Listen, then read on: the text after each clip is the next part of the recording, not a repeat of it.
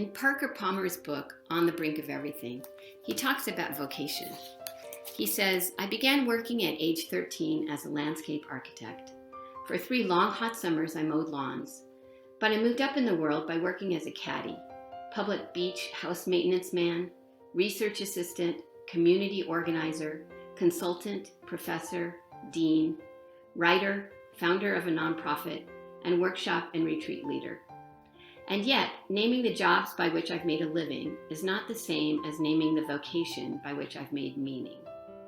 The way I've earned my keep has changed frequently, but my vocation has remained the same. I'm a teacher and learner, a vocation I've pursued through thick and thin in every era of my life. At Fuller, we use the Clifton Strength Finder assessment as a way to help think about what your vocation is, what your calling is, how you belong, and what you're supposed to contribute for God's kingdom in the world. So by now, you should have taken the Clifton Strengths Assessment and received your CoreClarity coaching packet electronically. We use this packet, the CoreClarity packet. It takes the results from the Clifton Strengths Assessment and pops them out visually and gives different categories and ways for you to think about how your talents and strengths work in the world. You'll notice that that first page has a pyramid and it has 2 circles.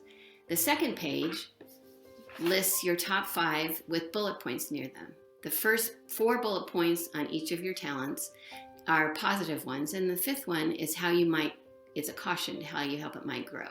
We would like you to take some time and read through these before your coaching call. Make little notes like, yes, that really fits for me. I'm not so sure about that one, because then you will have better interaction with your coach if you've been able to think these through. If you're skeptical about assessments in general or this one in particular, that's fine. We welcome you talking about it with your coach, because we want this to be an interactive way of thinking about how you do operate in the world, and what you think doesn't fit is just as important as what you think does fit. So spend some time with this. Another page in your packet shows the CoreClarity key. It's called the Enhanced CoreClarity key. And it shows the way that they've divided up all 34 talents and strengths. And we want you to take a look at this as well, because like for me, my top 5 are only in the blue and green quadrants. Some of you have them in all 4 quadrants. Some of you have them in just 3. There's no right or wrong. There's just the way that you operate in the world is going to be different from other people. But I want to explain to you how they've divided them up. So the top half of the circle are talents and strengths that are expressed externally out in the world. The bottom half are ones that are more internal inside of you. The ones on the left have to do with how you interact. So the blue ones would be external interaction, and those have to do with relationships and people-oriented talents and strengths. The ones on the bottom left are green, and those are called reflect. Those are internal talents and strengths, ones where you're thinking, processing, having things going on inside of you that you're reflecting about. The ones on the right side have to do with motivation. And so the upper right are the magenta ones, and those are about how you motivate others and how you influence others. The ones on the bottom are orange, and that's self-motivation, the things that get you up in the morning.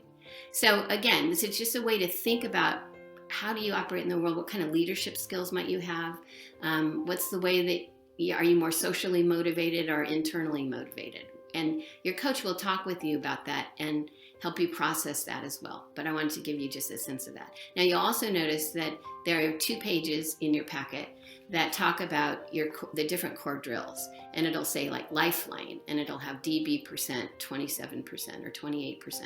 Those are for people that have their core strengths are just in the blue, green, and orange, and they don't have any magenta. And so whatever you are is what you will have a core drill. They take that from geology, where they take a cylinder, stick it in the earth, come up with whatever minerals and rocks are there, and they say that's the essence of what's at that particular place in the earth. They believe at CoreClarity that your core drill is the essence of how you operate in the world. So your top 5 are what you have to offer. Some of you may have taken the assessment before, in which case we'll look at those as well. We'll look at what other ones might have been in your top 5 the last time, because the top 10 are very stable. So it could be that the ones that have changed because of the context of your life are now maybe number 6, number 7, number 8. So your coach will go over that with you as well.